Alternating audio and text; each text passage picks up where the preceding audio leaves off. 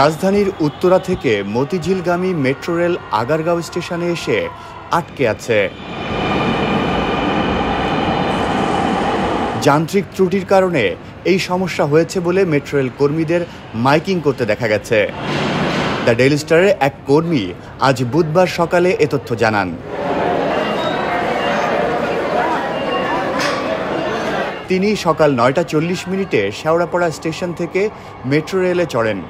ট্রেনটি আগারগাঁও স্টেশনে এসে থেমে যায়। পরে কর্মীদের মাইকিং করতে শোনা যায়। মাইকিংয়ে তারা বলেন, যান্ত্রিক ত্রুটির কারণে মেট্রো রেল আগারগাঁও স্টেশন পর্যন্ত চলাচল করবে, মতিঝিল পর্যন্ত যাবে না। এ সময় অসংখ্য যাত্রী ট্রেন থেকে নেমে যান।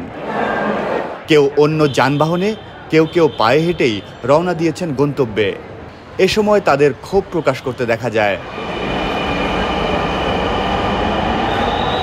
আগারগাঁও থেকে মতিঝিল স্টেশন পর্যন্ত মেট্রো রেল চলাচল বন্ধ থাকলেও আগারগাঁও থেকে উত্তরা স্টেশন পর্যন্ত মেট্রো রেল চলছে বলে জানিয়েছেন কর্মীরা।